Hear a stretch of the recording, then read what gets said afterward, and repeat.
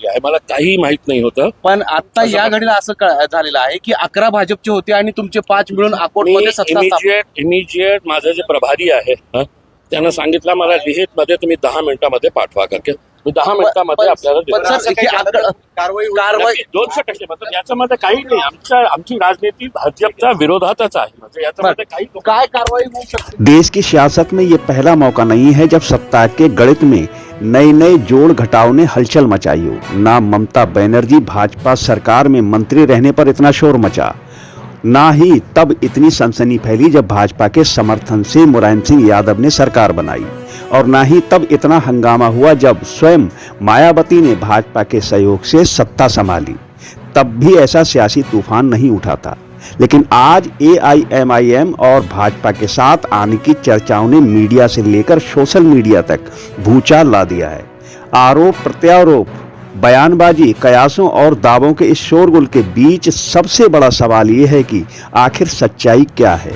क्या वाकई AIMIM और भाजपा के समीकरण बदल रहे हैं, या फिर ये महज राजनीतिक नेगेटिव गढ़ने की कोशिश है। आइए परत दर परत समझते हैं कि खबर क्या है, इसके पीछे की हकीकत कितनी ठोस है और इस सियासी हलचल का भविष्य में क्या असर पड़ सकता है। तो दोस्तों नमस्कार, मैं रिशाद अली और आप देख रहे हैं UP 76 न्यूज़, खबर हमारी दुनिया तक।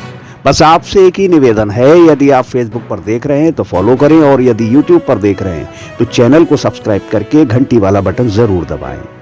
इस समय की सबसे बड़ी खबर और ट्रेंड करने वाली सिर्फ एक ही खबर है, और वो खबर है बीजेपी ने ओवैसी की पार्टी से मिलाया हाथ। महाराष्ट्र में AIMIM ने बीजेपी से गठबंधन क्यों किया?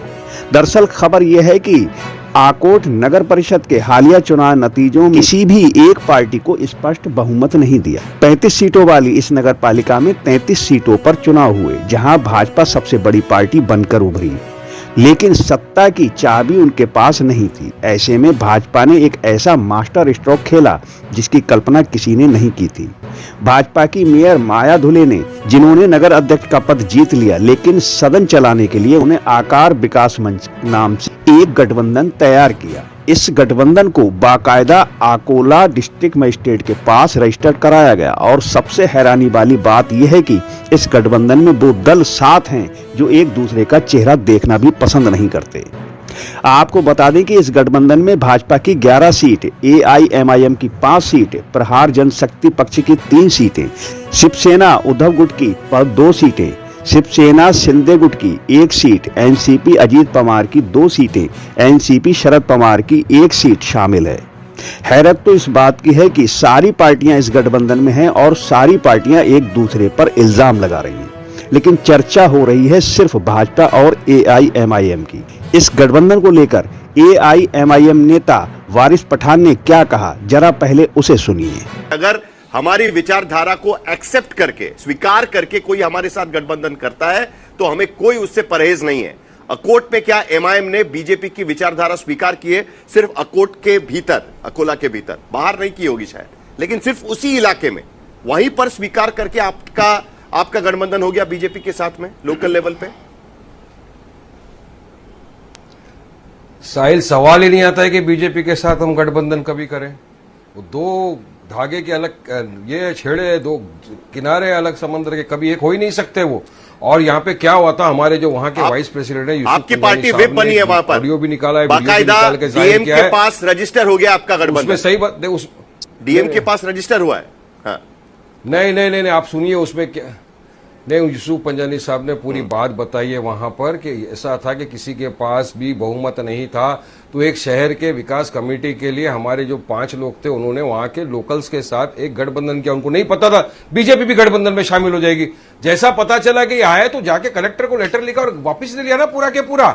जाने का सवाल ही, तो अगर किसी ने किया है तो हमारे पार्टी प्रेसिडेंट ने कहा एक्शन लिया जाएगा उससे, हमारे महाराष्ट्र प्रेसिडेंट ने। दोस्तों AIMIM के नेताओं का कहना है कि महाराष्ट्र के अकोला में जो गठबंधन बना उसमें AIMIM जीते हुए प्रत्याशियों को ये जानकारी नहीं दी गई थी कि इस गठबंधन में भाजपा भी है। उन्होंने बताया कि जैसे ही ये जानकारी हुई कि इस गठबंधन में भाजपा है, उन्होंने इस गठबंधन को तोड़ दिया और अपना समर्थन वापस ले लिया। AIMIM नेता इम्तियाज जलील ने ट्वीट कर जानकारी दी है। साथ ही उन्होंने समर्थन वाला लेटर और समर्थन वापस लेने वाला लेटर दोनों एक्स हैंडल पर शेयर करते हुए लिखा है कि AIMIM के 5 पार्षदों ने आकोट नगर परिषद को पत्र देकर आकोट डेवलपमेंट कमेटी से अपना समर्थन वापस ले लिया है। क्योंकि समिति में भाजपा के सदस्य भी थे, इसलिए हमारी पार्टी ने इस समिति से हटने का निर्णय लिया है। पार्षदों को समिति में भाजपा सदस्यों की मौजूदगी के बारे में अंधेरे में रखा गया था। तो दोस्तों, भाजपा के साथ उन सभी सेकुलर पार्टियों ने समर्थन लेकर या देकर कभी सरकार बनाई है या कभी सरकार बनवाई है, लेकिन भाजपा की बी टीम हमेशा AIMIM ही रही। खुद को सबसे बड़ी सेकुलर कहने वाली ममता बनर्जी, मायावती या फिर मुलायम सिंह यादव ही क्यों ना हो। तो दोस्तों, ये थी इस खबर की सच्चाई। अब आप हमें कमेंट करके बताएं कि क्या AIMIM भाजपा की बी टीम है या बी टीम का ढोल पीटने वाले वाकई में सेकुलर हैं। अपना जवाब हमें कमेंट बॉक्स में जरूर दें और देखते रहें UP 76 न्यूज, क्योंकि खबर हमारी दुनिया तक। और हम जल्द लौटेंगे किसी दूसरी खबर में। तब तक के लिए जय हिंद।